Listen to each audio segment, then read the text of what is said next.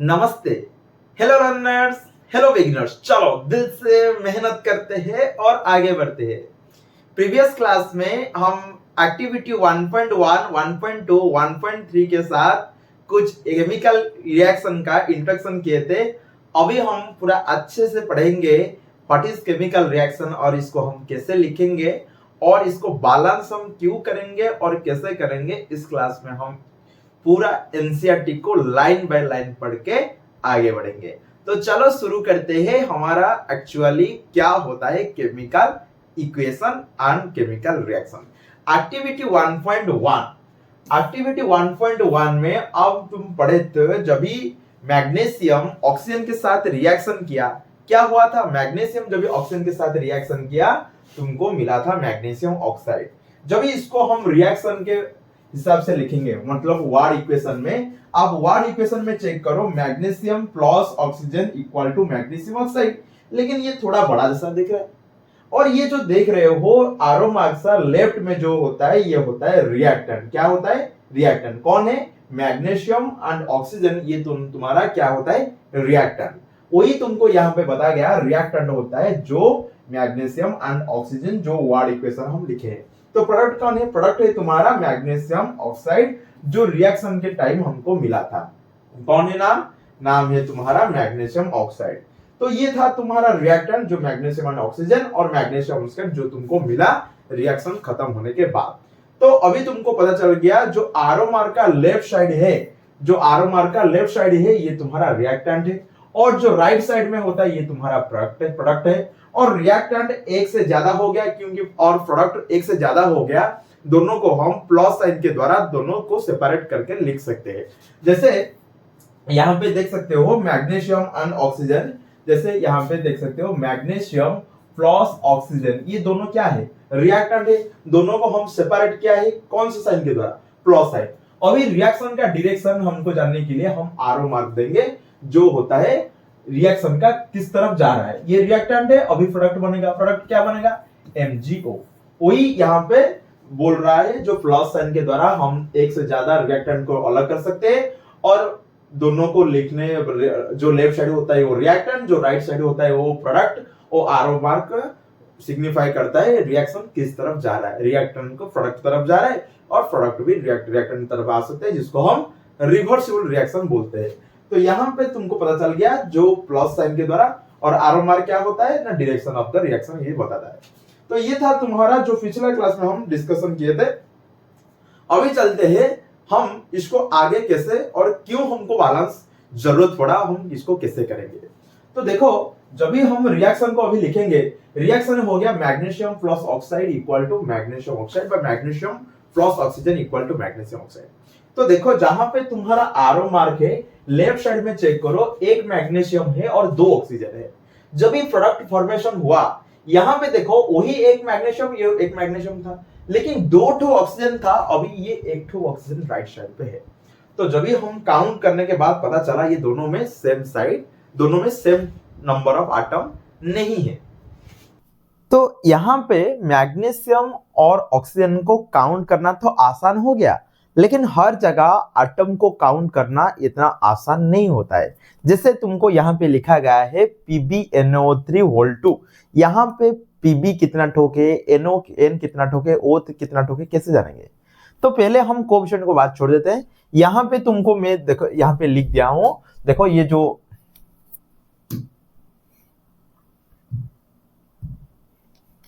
तो यहाँ पे PbNO3 एक ठोक लिया हूं, इसके बाद 3 ठोक लेने से पता चल जाएगा। तो यहाँ पे Pb कितना ठोके? एक ठोक ही है। कितना ठोके? एक ठोक है। और N चेक करो, N इधर तो एक है, इसका सब्स्क्रिप्ट यहाँ पे एक है लेकिन ब्रैकेट में 2 है, मतलब नाइट्रोजन का सब्स्क्रिप्ट कितना हो गया?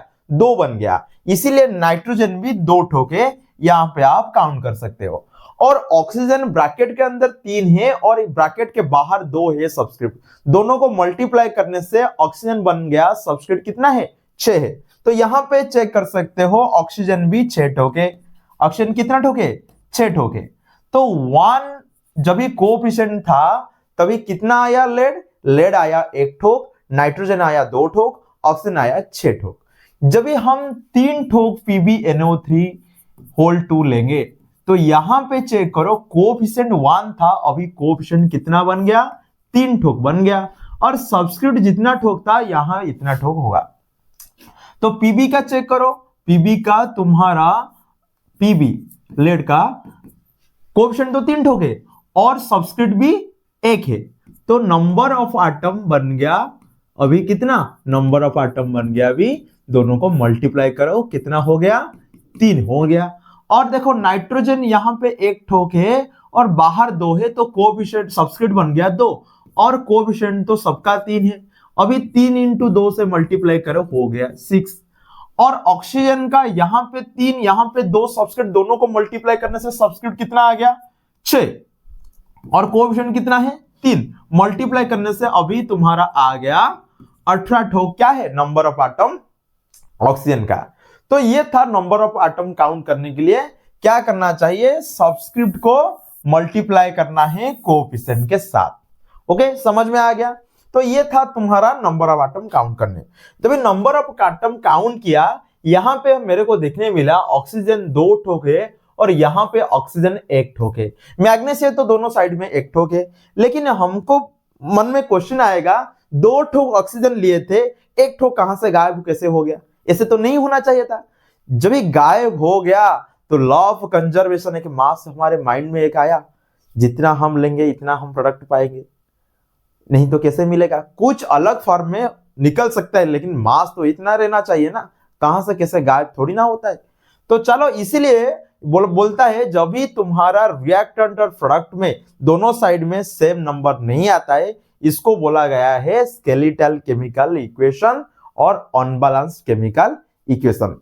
तो इसको बैलेंस करना पड़ता है, क्यों करना पड़ता है, चलो आगे देखते हैं। Why we need to balance the chemical equation? क्योंकि chemical equation must obey the law of conservation of mass. Law of conservation mass में क्या बोलता है ना, प्रोडक्ट में जो मिला है तुम्हारा total mass of the element, वो प्रोडक्ट होने से पहले रिएक्शन होने से पहले जो रिएक्टेंट है इसका मास का साथ इक्वल होना भी कंपलसरी है। वही यहां पे बोला गया है, total mass of the element present in the product of a chemical reaction has to be equal to the total mass of the element present in the reactant. तो यहां पे चेक करो, इसीलिए हम चेक करना चाहिए जो रिएक्टेंट में जो नंबर ऑफ आटम है एलिमेंट का, ये समान है क्या प्रोडक्ट के जितने ठोक एलिमेंट है आटम का, और इसीलिए हमको क्या करना पड़ता है, बैलेंस करना पड़ता है किसको, अनबैलेंस्ड और स्केलेटल केमिकल इक्वेशन को। अभी मन में क्वेश्चन आएगा, हाँ बैलेंस तो करना पड़ेगा लेकिन हमको पता नहीं कैसे करना है, चलो एक एक स्टेप में देखते हैं कैसे करना है। तो पहले हम एग्जाम्पल ले जाते हैं। देखो मैं तुमको पूरा पहले क्या एनसीईआरटी में दिया है इसको स्टेप वाइज यहाँ पे लिख दिया हूं, आप इसको देख सो। पहले जब भी हम समराइज करें ना, पूरा समरी लिखेंगे, यहाँ पे पूरा आपको याद हो जाएगा कौन सा स्टेप किसके बाद करना है। ओके, समझ में आ गया। चलो देखते हैं स्टेप वाइज। तो हम बैलेंस करने के लिए एक केमिकल इक्वेशन का एग्जाम्पल ले जाते हैं, इसके बाद करेंगे। चलो एग्जाम्पल लेते हैं, आयरन जब भी वाटर के साथ रिएक्शन किया, आयरन ऑक्साइड के साथ क्या मिला तुमको, मिला है हाइड्रोजन गैस। फर्स्ट स्टेप बोल रहा है बॉक्स कर लो, क्या करना है, बॉक्स कर लो, बॉक्स बॉक्स बॉक्स क्यों करना है, बॉक्स करने का मतलब इसके अंदर जो है इसके साथ कोई भी छेड़खानी नहीं करना चाहिए, क्योंकि ओनली कोएफिशिएंट चेंज करना है, कोई सब्स्क्रिप्ट चेंज नहीं करना चाहिए। ओनली कोएफिशिएंट मतलब बाहर आप कुछ भी मल्टीप्लाई कर सकते हो, अंदर कुछ चेंज मत करो।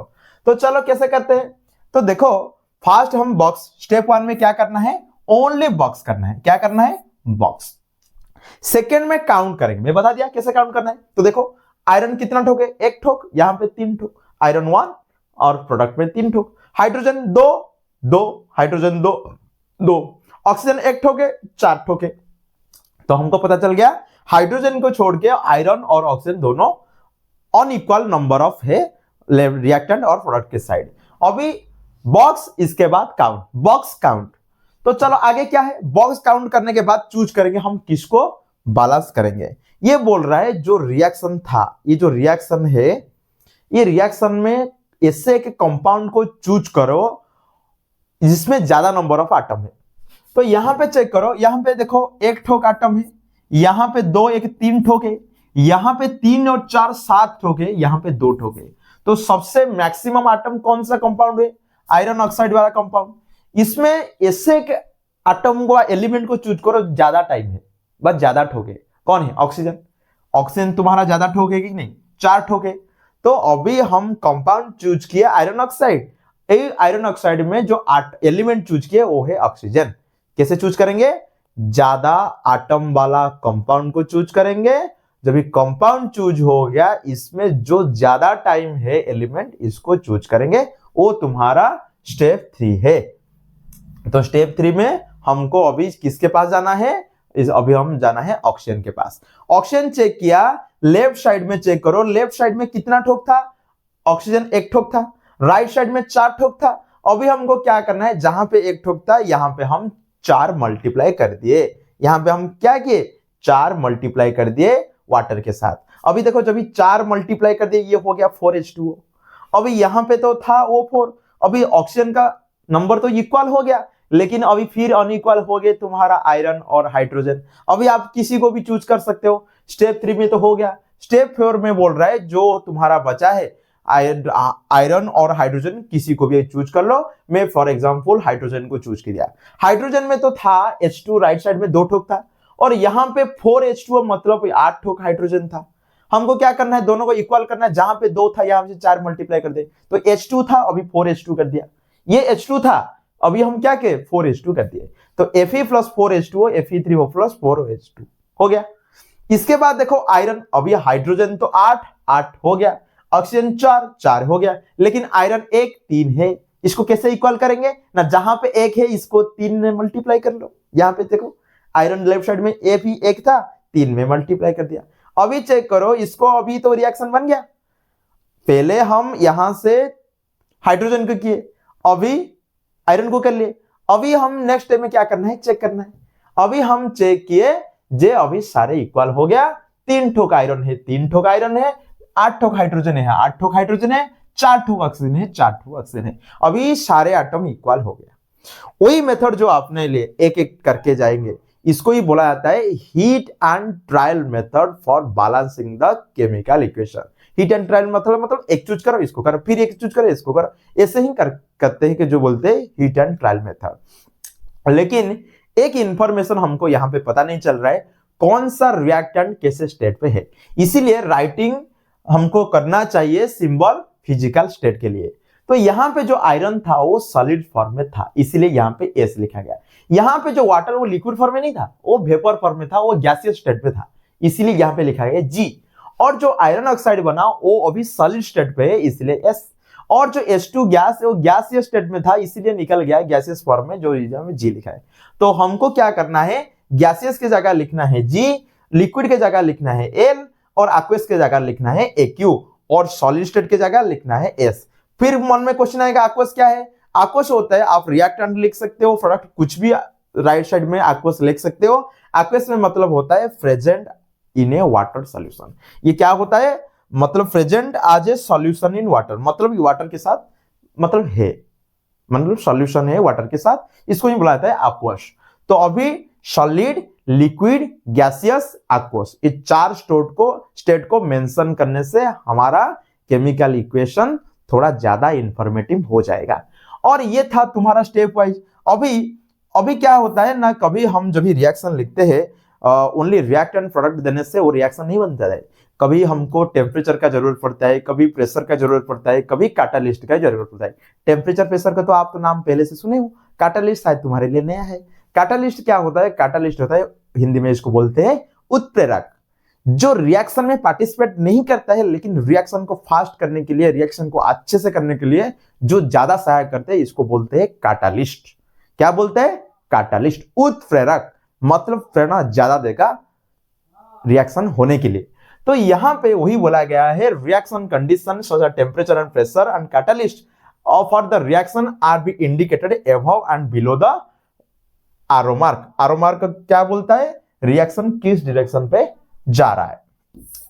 तो ये था तुम्हारा। अभी चलते हैं हमारा एनसीईआरटी बुक। देखो मैं बोल दिया हूं एक्टिविटी 1 पॉइंट में तुम्हारा मैग्नीशियम के साथ ऑक्सीजन रिएक्शन करके मैग्नीशियम ऑक्साइड बना, वो सेंटेंस फॉर्म में था। इसको हम अभी वर्ड इक्वेशन में लिखे हैं, magnesium plus oxygen equal to magnesium oxide. और ये बोल रहा है substance that undergoes chemical changes in the chemical equation magnesium oxygen. जो लेफ्ट साइड था वो रिएक्टेंट है और जो मिला हमको वो प्रोडक्ट वो राइट साइड पे है, LHS RHS।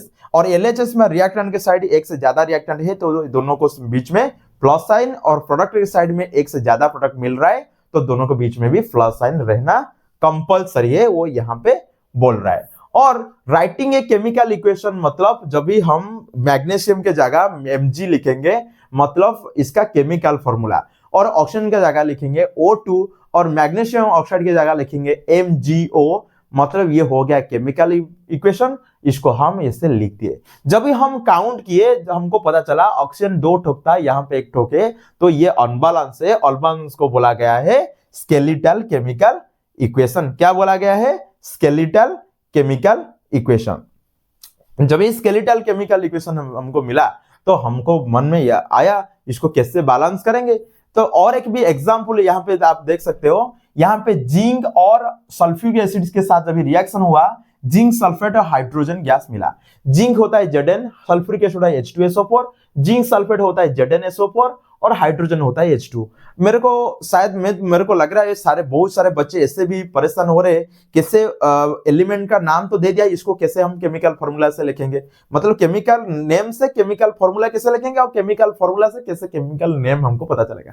ठीक है, क्लास 9th में एक था शायद चैप्टर क्लास 9th में साइंस में था, हम इसको नेक्स्ट क्लास में डिस्कशन करेंगे कैसे केमिकल नेम से केमिकल फॉर्मूला लिखेंगे। इसके बाद तुम तो इसको बैलेंस करेंगे, जब तुम केमिकल इक्वेशन नहीं लिख पाओगे तब कैसे करोगे आप केमिकल बैलेंस, सही कैसे कर पाओगे बैलेंस द केमिकल इक्वेशन। तो पहले हमको नेक्स्ट क्लास में हम डिस्कशन करेंगे कैसे एक कंपाउंड नाम आपको दे दिया है आप इसको कैसे लिखोगे।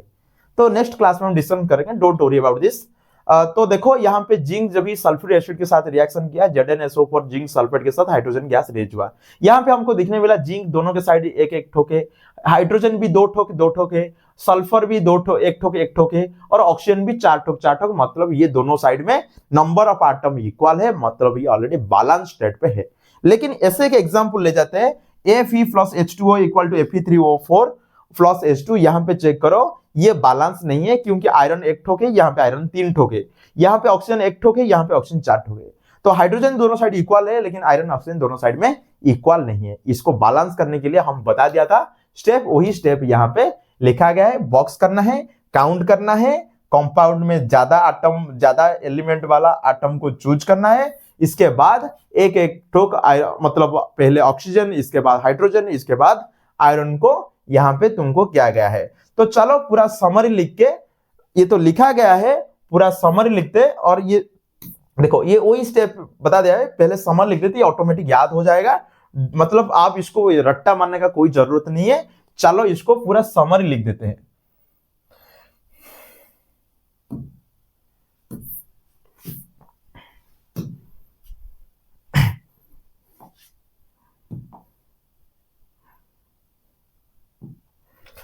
तो पहले हम लिए थे Mg नहीं, हम लिए थे Fe + H2O, हमको मिला था Fe3O4 + H2। तो ये हमको मिला था। पहले हमको क्या करना है, बॉक्स करना है। स्टेप 1 में हम बॉक्स करना है और कुछ नहीं, हम बॉक्स करेंगे। बॉक्स करने का मतलब बॉक्स के अंदर हम कुछ भी चेंज नहीं करेंगे, जो करना है बाहर करेंगे, मतलब इसका कोएफिशिएंट हम लिखेंगे, अंदर कुछ नहीं करना है। तो ये हम बॉक्स इसको बना दिए।